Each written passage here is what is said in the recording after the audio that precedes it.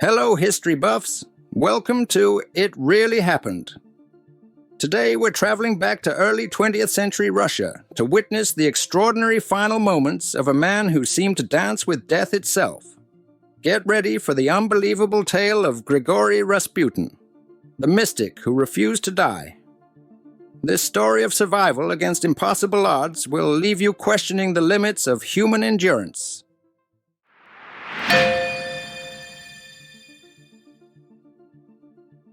This isn't a fairy tale, it's the real-life story of Grigori Rasputin.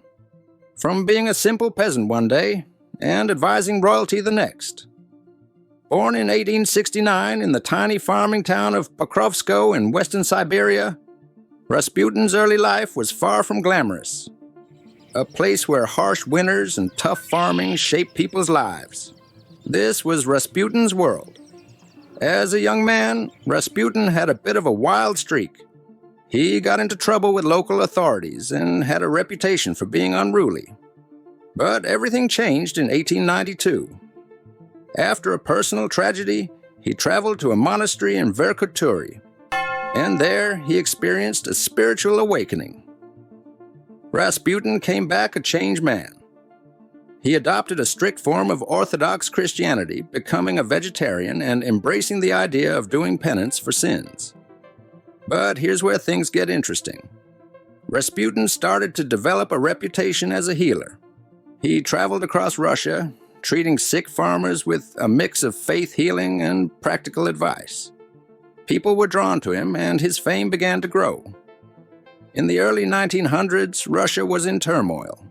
The Russo-Japanese War was raging, and there was unrest at home.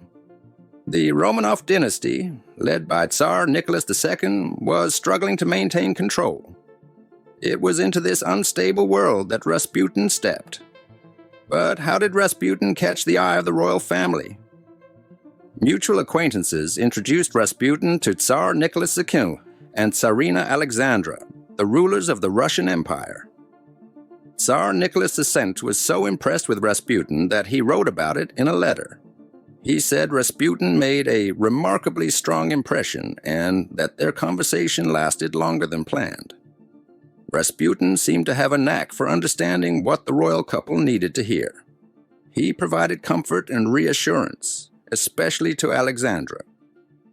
She was worried about her son Alexei, who suffered from hemophilia, a dangerous blood condition.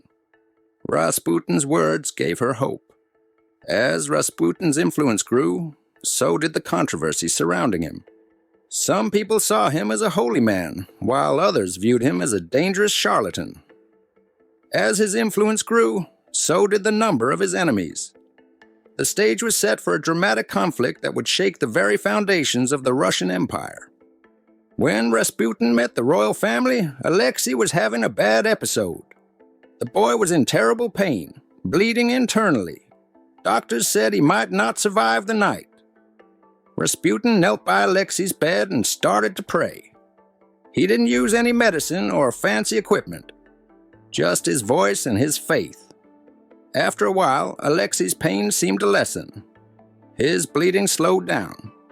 By morning, the young prince was sitting up in bed, feeling much better. The Tsar and Tsarina couldn't believe their eyes. From that day on, whenever Alexei had a bleeding episode, Rasputin was called. Sometimes he would pray in person. Other times, he'd send a telegram with instructions. And amazingly, Alexei always seemed to get better. But how did Rasputin do it? Was it really a miracle?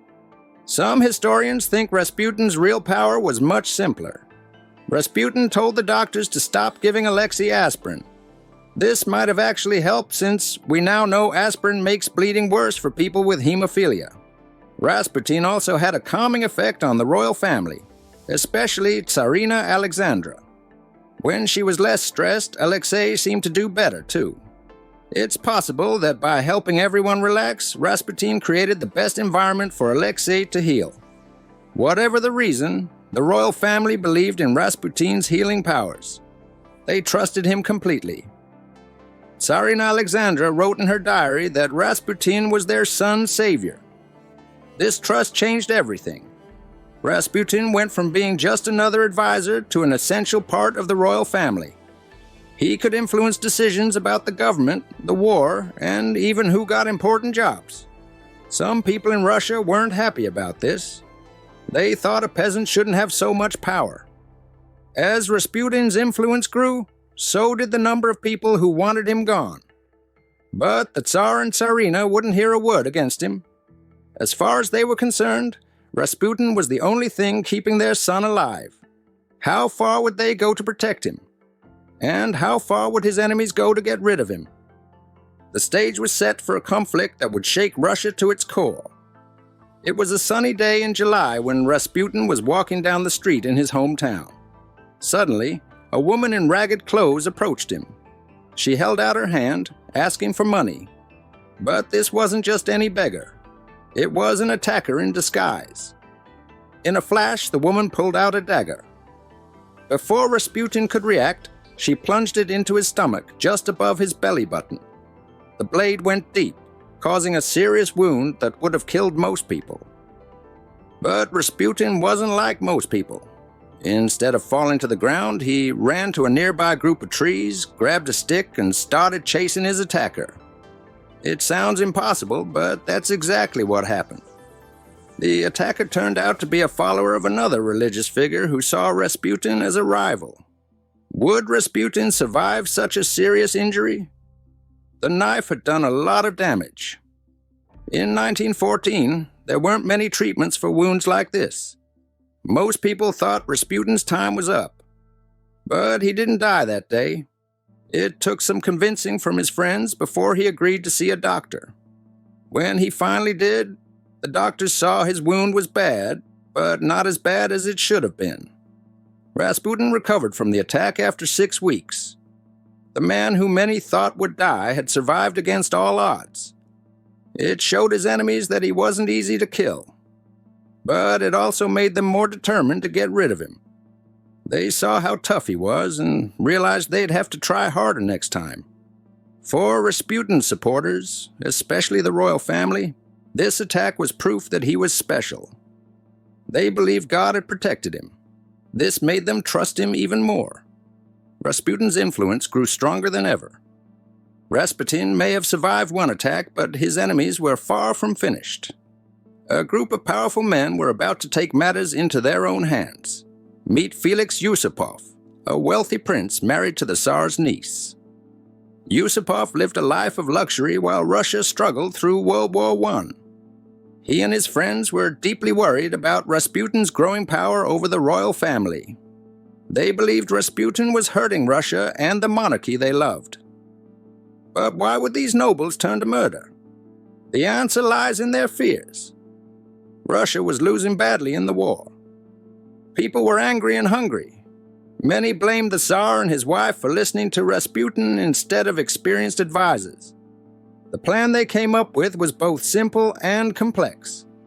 They would invite Rasputin to Yusupov's palace for a late-night party.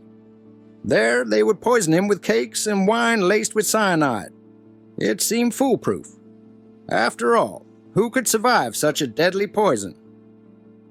Yusupov and his friends worked out every detail of their plan. They chose December 29, 1916, as the date for their deadly party. He told him that his wife wanted to meet him, even though she was actually far away in Crimea. As Rasputin's carriage pulled up, Yusupov greeted Rasputin warmly, leading him down to the basement. The mad monk had no idea he was walking into a trap. Rasputin enjoying cakes and wine while his would-be killers watched in nervous anticipation. Minutes ticked by, then hours. But something was wrong. Rasputin wasn't dying. He was getting drunk. The conspirators couldn't believe their eyes. They hadn't counted on Rasputin's incredible resistance. Some historians think the cyanide might have broken down in the heat of baking. Others believe Rasputin's years of taking small doses of poison to protect himself had worked. Whatever the reason, their first attempt had failed. Panic set in. What now? Yusupov, desperate and scared, decided to take matters into his own hands. He left the room, grabbed a revolver, and returned to face Rasputin. Without warning, he shot the mystic in the chest. Rasputin fell to the floor. The conspirators breathed a sigh of relief. Surely this was the end. But incredibly, it wasn't. After a few minutes, Rasputin's eyes fluttered open. He lunged at Yusupov, screaming that he would tell the Tsarina everything. Rasputin stumbled out of the palace into the snowy courtyard. The other conspirators gave chase, shooting at him repeatedly. Finally, a bullet to the head brought Rasputin down. But even then, the conspirators weren't sure.